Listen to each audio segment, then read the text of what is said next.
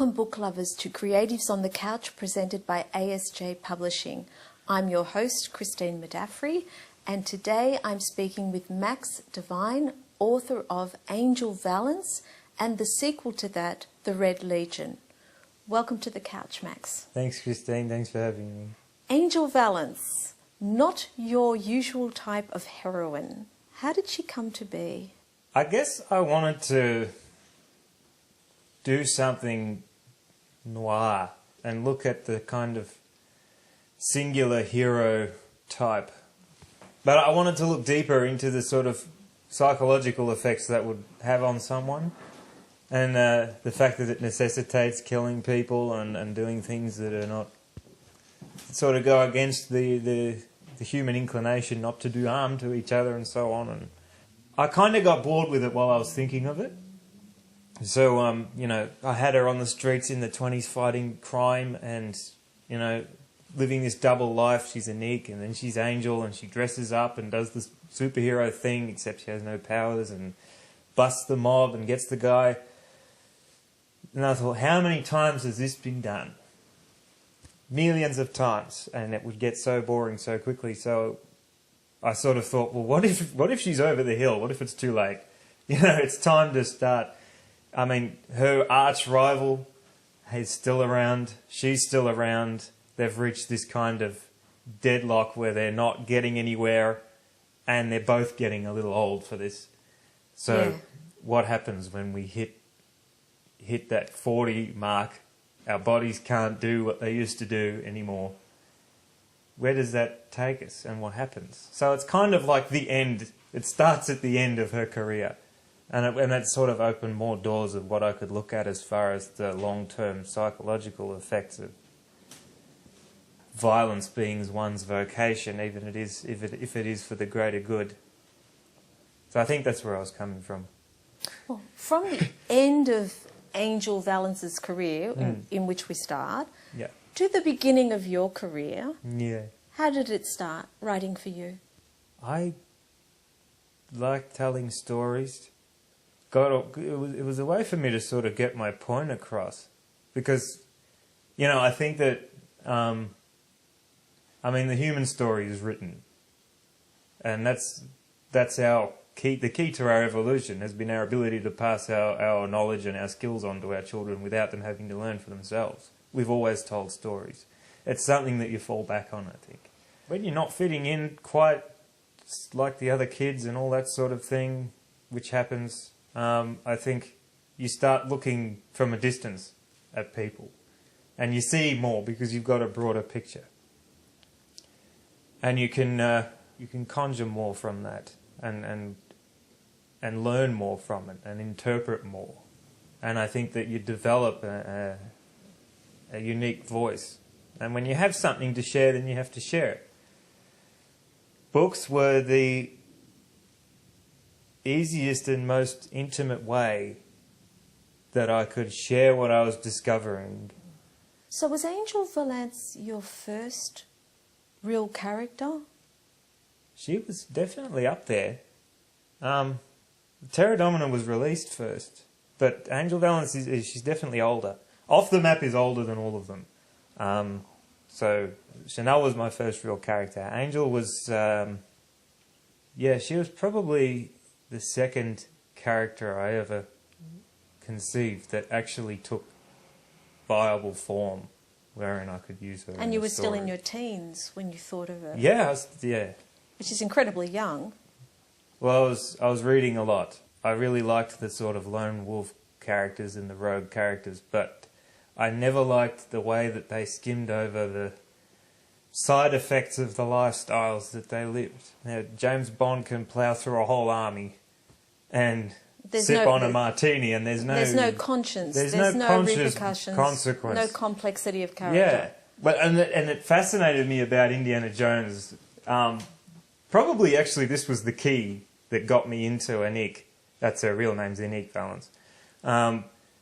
Was the character of Marion Ravenwood in Indiana Jones, which is a great movie for its time, and I love it very much. And but I like the fact that she can shoot a guy in the back of the head, Marion, and unload a big 50 caliber machine gun into a truck full of young German soldiers. But when she was alone in her bedchamber with Indy, she was so bashful Be gentle that she with me. covered up herself when she sat up from the bed. Like, "Oh, don't show my lady parts. I have no problem blowing your brains out, but don't show my lady parts," you know. I'm still a lady. Yeah, and I thought that was really weird. I mean, she'd be messed up after all those experiences in You real would life. hope. Well, you would actually Yeah. hope that it would have some impact on her, Indy's escapism, even if it was necessary. there's a place for that, but I kind of got stuck on that and wanted to take it somewhere else and actually look at the real world consequences of being someone like Marion Ravenwood, a character that I owe Angel Valance to and love very much. But yeah, it started So out as a sort she of... was part of the inspiration, Yeah, but it's really an anti. It started out as a criticism. It's an anti-Marion Ravenwood yeah. character, because I haven't in literature met someone like Angel Valance. Because as Sister Stephanie keeps saying to her, well, why do you keep doing it? You keep damaging yourself. And the question's always coming up. There is a part of her that seems a little bit addicted to, or she just needs the money. But there's a part of her that's a little bit addicted to the chase, the thrill of the chase. And she's doing some good. But then on the other hand, there's a lot of mistakes. That's where the bad stuff setting happens. came in. I mean, if a woman comes back from a conflict now, she can find a job doing virtually anything. Disgracefully, she'll not be paid as much as a man, and that's something we need to fix. But in the 20s, what could you do? What were her options? And she's got a kid, she's got a raise, she's good at one thing, and she can't use any of her other human skills in her the real world. communications degree. Yeah, as a single mother, she's already ostracised. And as a woman, she's ostracised to a degree as well. So there's really nothing else for her to do. So yeah, it's an addiction, but it's an addiction born of necessity. Well, on that note, we'll take a quick break and we'll be right back with you after these messages.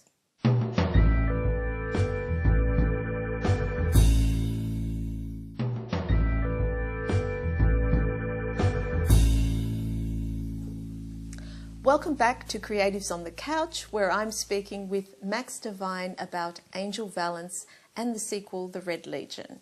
So welcome back, Max. Thank you. And we were talking about the fact that in the late 20s, we go into the early 30s, late 20s, time of Prohibition, that really coming back from serving really as a war hero in the First World War, Angel Valance has really no options but to continue doing a sort of mercenary or vigilante type role. It's not exactly that, but can you just explain for would-be readers what her job actually is? Well, she's a substitute when the cops can't get to someone, if they're on the take or something like that. And the way that bribery works is that you pay the cops to keep a distance, and if you've got a competitor, the cops will go and bust the competitor, and it makes them look like they're doing their job as well. Sometimes these things get out of hand, though, and that's when you have gang wars, and so the cops have this kind of fall guy. They think she's a man. The angel disguise is a man's disguise.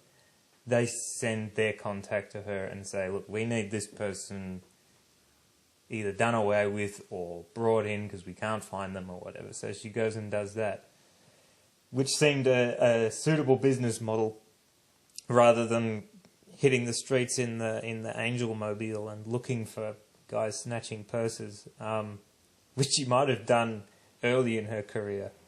But again, it's done too much, and I needed to set up a sustainable business model because she's got a kid to look after, and I don't want that kid to go hungry, you know.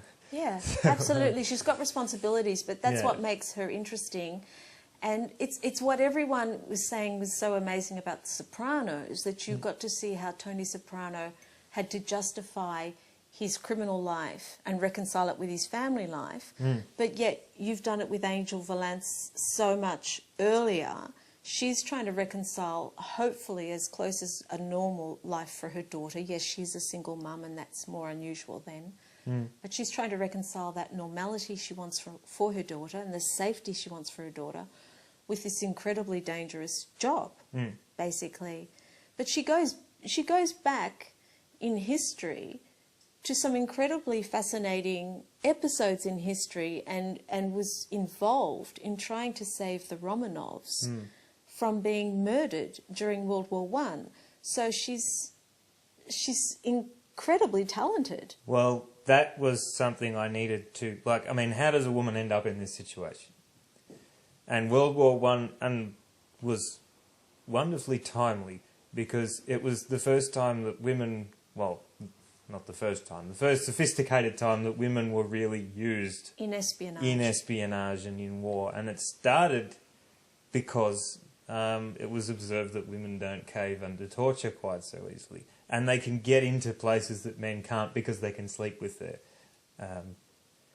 their marks and get more information that way. So it made sense to have her doing that. How she got that, I had to think again. I mean, she's got a degree in communication, a war correspondent. Again, not a job that a woman has, but if she happens to be south of the border during the Mexican Revolution and starts selling stories... She earns her stripes. She can earn her stripes, yeah, and because she obviously so impressed Pershing that when World War One came along, he could recommend her, and the pathway... I found my way through the pathway. It's an amazing backstory. In fact, I love reading about her past as much as what she's involved in currently in the novel, especially how the White Army were betrayed. There was the Red Army, there was the Black Army, and how people were betraying each other. Very, very, very complex. And it's impossible to get it right because what happened is so confused. Murky. Yeah, I mean, you had the substitute, the provisional government under Kerensky. And then you had the Reds and the Bolsheviks trying to take power, who were working for the Germans but wanted to sustain the war one could assume, to drain Russia's resources to make them ripe for the picking. And all these groups and all these things going on, and you just think, how did this... How did this be? World War One was such a mess, and it set the century up for World War Two. Yeah. It absolutely set up World War Two and a century of absolute disaster. The 20th century was the most violent and bloody in human history because of that war. So, how much research did you have to do for these two novels? I read. Unfortunately, I was limited to English accounts of what was going on with the Russian government, and the presentation of facts has been criticised by Russian readers, which makes sense because their version of events is probably more true to life. Unless they've been indoctrinated by communism. Yeah, well, you avoid that, obviously. But how do you avoid it when a whole generation of Russians have been indoctrinated? You can only indoctrinate people so much. Okay. And that was the biggest contrast between Hitler and Lenin, is that Hitler came into power saying that he would help everybody. He created division by promoting the German people and lessening the value of everybody else in their minds. But he basically sold himself to them as a saviour and a helper. Lenin made absolutely no secret of the fact that he was a terrorist and he wanted control and he wanted to take over the world. He never told anybody any different. All of his support came from his small faction around him.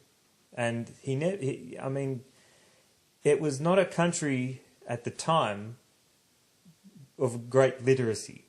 No, so your general population had no idea. They had no idea what was going on. I mean, some of the intelligentsia may have disliked some of the things that Tsars did, but generally they were liked. So Lenin really had to take power by force. I think that Russian sources today are more reliable without the bias of communism simply because it was oppression from the very beginning. Right. And some generations may have fallen under its spell, especially in the Soviet bloc. The other countries outside of Russia who didn't suffer quite as badly. My family were Hungarian and they were lived under occupation, and it's awful, the stories, but it was far worse on the homeland. Actually, in Moscow. Yeah. Right. And so, I would love to have had better access to Russian language resources, but unfortunately I didn't. So the version of events presented, I say, are fictionalized. It's not exactly what really happened, if anybody knows, but it serves the story, and I think that it portrays the good from the less good, or the bad, fairly. It doesn't accuse anybody of wrongdoing who was not doing wrong. Your writing doesn't resort to black and white or simplicity. There's always shades of grey, isn't there, with all your characters? There's complexity in all of them. Maybe you see in children like Alicia, you see an innocence, and that's almost purely white, I guess. But do you have a hopeful view of humanity? Because this is very dark. An angel wrestles with such demons. Yet I'm with her. I admire her. I know she's killing people, but I still admire her because I believe she cares about people a lot more. Yes. She has her heart's in the right place, ultimately. Yeah. That she's accepted, I think, the darkness in humanity. And in herself. Which is darkness so long as you call it darkness, I think. That's a very good point. Well, hold that thought. Yeah. And we'll be right back with you after these messages.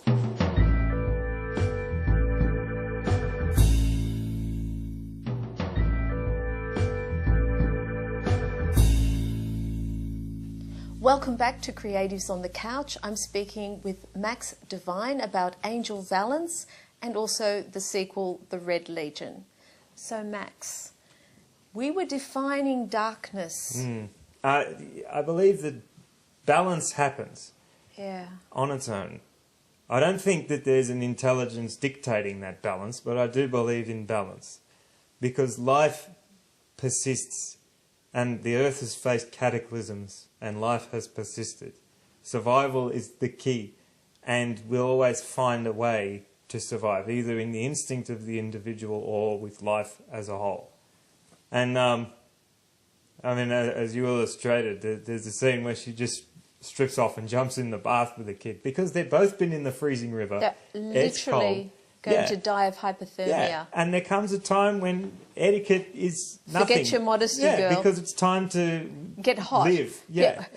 Actually heat up, thaw out. Yeah. Yeah. Well, I just admire her because she's willing to do the hard thing. The hard thing, and it may involve violence. Well, it often involves violence, not always, because sometimes the cops just wanted to shake someone down for intelligence. Yeah. And she can do it in a way that they can't, restricted as they are by certain rules. But it often involves her doing the unthinkable to ordinary people. And yet, if she's doing it for the right reasons, you do admire her and you want her to win. Especially in the Red Legion, when her daughter's kidnapped. That makes it more easily defined for me, because they took her daughter, and really she's entitled to do anything to get her kid back. I had to raise the stakes. And where do you go from the mafia? There was a danger that the mafia and the organised criminals were going to unravel her identity in Angel, and that was big. But when you're going further, well, where do the criminals go when they don't want to break the law? Politics. So, there was also, I wanted to tie in the past that I'd mentioned in Mexico, working with the group of banditos and the revolutionaries and such. It does tie up very well. Yeah, to bring that out and bring that to the fore, because she's pursued by these nightmares from her past, and it's all about facing them in the autumn of her career. So, back to Mexico, and it was a time of great political upheaval in Mexico in the early 30s. There were fascist groups trying to take over, there were communists trying to take over, capitalists, Catholics, the Cristeros were just, people who said that the church should rule the land, and I guess everybody had their good intentions. And everyone was being pretty violent about those good intentions. Those good intentions, exactly. And it was also a chance to tie in the European connection she has, because the Red Legion did consult with the Germans, who that year had fallen under the spell of Hitler's government. Yeah, so it's really amazing how history has served you, or you have wound your stories around history. Yeah, and I mean, when you're doing horrible things and you want to, you want a sympathetic character. I mean, I wanted to question what she was doing, but not condemn her, and Nazis just kind of make that easier, really. Yeah, they're kind of our definitive statement, at least. Yeah. Well, she's not a Nazi, and it's a good stepping stone into the third book, which is coming soon. So there is a third Yes. in this. It's a trilogy. It's a trilogy. It has to be a trilogy. I don't know. If there's going to be two, there has to be three. Otherwise, there's just one. It's just a thing. It can't be a two. It can't be a Can't be two. It never can be a twosome. 3 acts. Yeah. Yeah. I struggle watching Ghostbusters sometimes because I know there's only one more. You got to finish that, guys. Get on it. They're breaking the rules of nature. Yeah. The sacred rule of 3. Yeah. Yeah. Yeah, that's true. So yeah, and Nazism plays a much bigger part. Right. So may one ask how old Angel or Ineke or Margaret Hessler or whoever? Any of her aliases. Yes. How old will she be in the third? She turns 50. 50.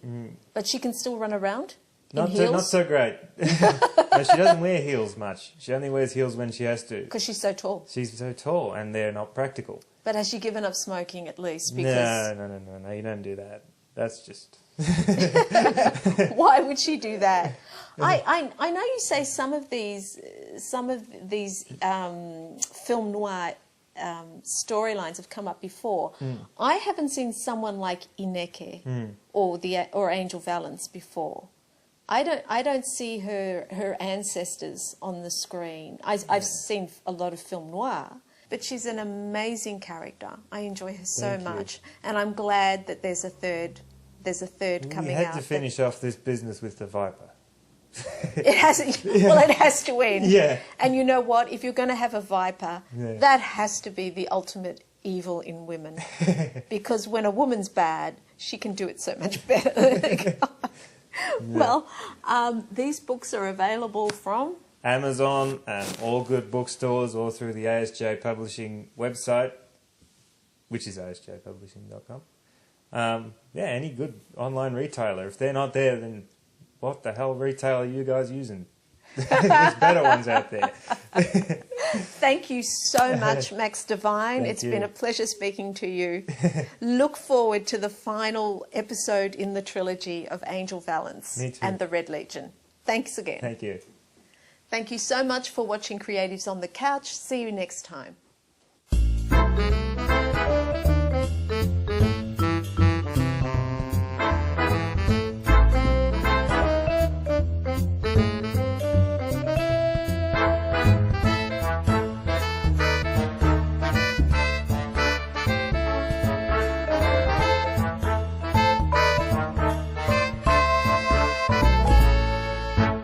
I'm speaking with Max Davine about Angel Valance. Yes, sure. About Angel Valance. It's amazing the words you can't pronounce properly when you're facing a camera.